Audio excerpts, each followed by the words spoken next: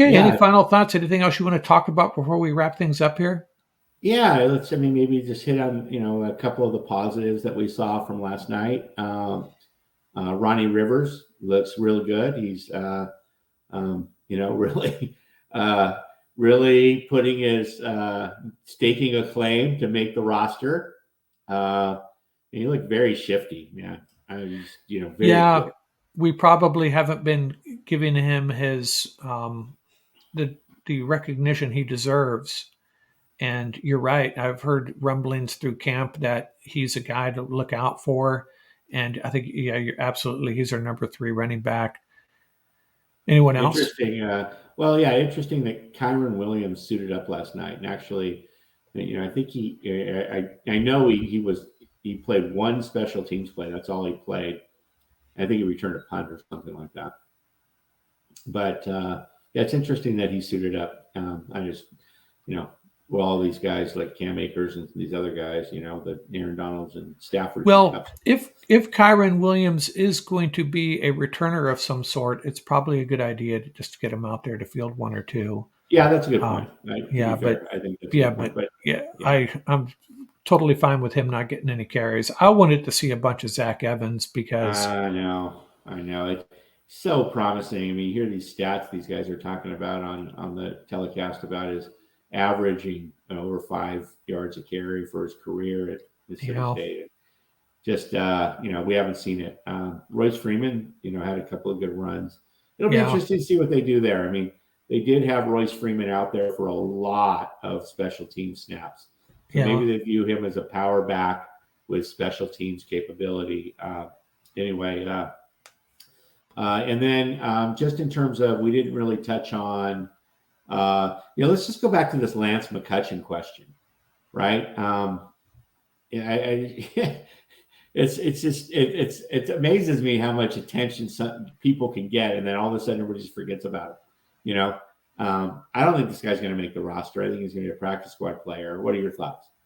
Oh yeah, I think you have to be really careful. Like I was talking about Keir Thomas, and I'm not putting Keir Thomas in the same category, but you have to be really careful about getting overly excited about preseason performances. I think coaches base their decisions more on stuff that happens in camp than in games. Mm-hmm. And I think the Rams wide receiver group is pretty stacked. And I don't know if you know he has value to a team. I just don't think it's the Rams at this point. Yeah, it'll be. It's interesting because obviously he was a UDFA last year, right? So, um, Right. yeah, and then this Van Valkenburg thing. After last night, I did a little bit of research on the guy. He's just a super smart, super intensely hardworking history. Has a history of hard work, um, and yeah, just a really interesting guy. So I think as it, we've heard so much from the Rams about everything's an open competition. Like, we're not going to just grant everybody their positions. And I think they weren't only talking about, like, last year. They were talking about the team itself, but they were also talking about the players. But they were also talking about the coaching staffs just sort of got granted in and so forth. And everybody just had this, sort of this. It was the ultimate Super Bowl hangover. But if they're truly really, really going to give the best guys the job, that guy has stood out as much as anybody on that edge position. Yeah, it'd be interesting to see.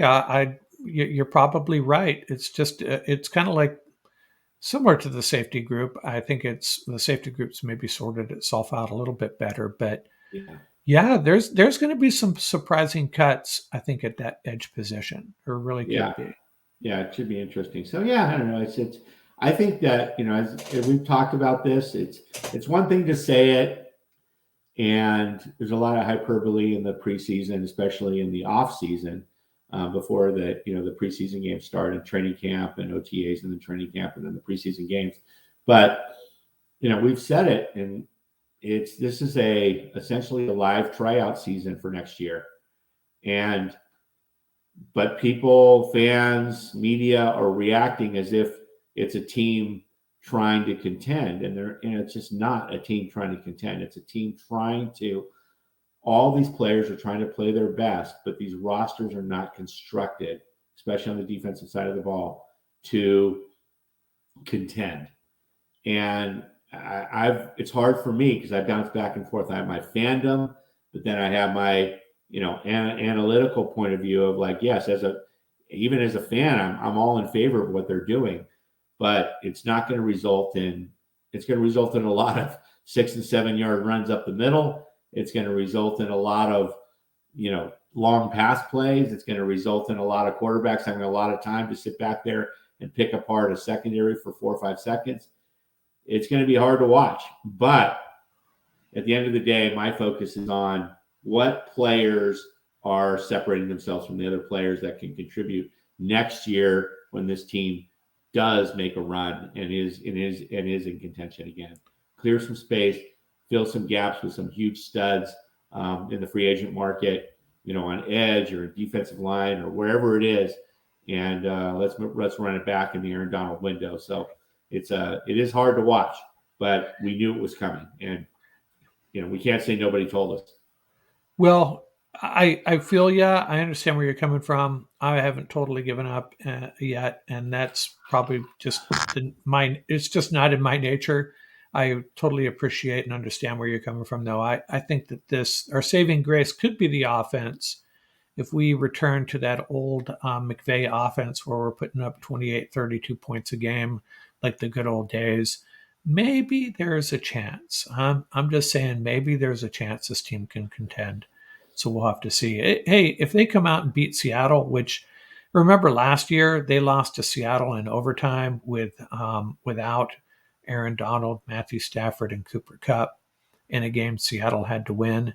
I think every Seahawk Ram game is almost automatically a toss-up, Yeah, including this one. And if they can come out and get a win in that game, that could be really big moving forward. And that's what I'm hoping for. One game at a time. That's what yeah, I'm and saying. this is a time when I just want to be clear. I want to be wrong. I want to be, want to be pleasantly surprised. I want more of these guys on the defensive side of the ball to prove out and play well against number ones across the league. I just don't. I'm not expecting it. Last year I Yeah. was expecting it, and when it didn't happen, I was disappointed. Just the list, is too long to name with all these guys. Ultimately, a lot of them got cut. You mentioned one of Lewis. So this year, I'm not expecting it. If I'm pleasantly surprised, great. If not, I don't think that's the plan. Whereas last year, the plan was to contend. I don't think it is this year. If they do, then great. But I'm going. I didn't know if I told you I'm going up to that Seattle game. Oh, right. Are you? Yeah. Yeah, That yeah, should be fun. yeah. Going up with my son and my cousin and her husband have season tickets, so they lined us up, and we're going to go have a. I've never been to that stadium. I'm really excited to go there. Actually, Yeah, um, that sounds like fun. yeah, You're gonna wear your Rams garb, right? 100%. Yeah. I think it's a. I don't think it's a rowdy fan group. I'm not going to the No. Las Uh, Vegas. I'm not going to the LA.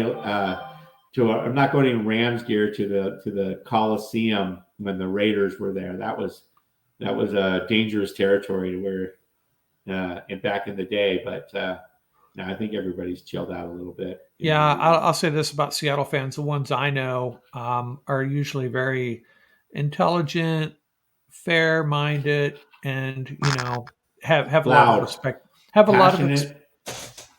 Sorry. and they have a lot of respect for the Rams. I think Yeah, the ones I passionate and know. loud. And I really Yeah. do think they really view their big rival as the Niners and Right. not necessarily the Rams. Yeah, though we've had their number in the McVay era, and even before that, I think Russell Wilson Yeah, did. yeah, Yeah, and I think it's because they've had the Niners number, right? So it's interesting how this division works when it comes to that. yeah, right.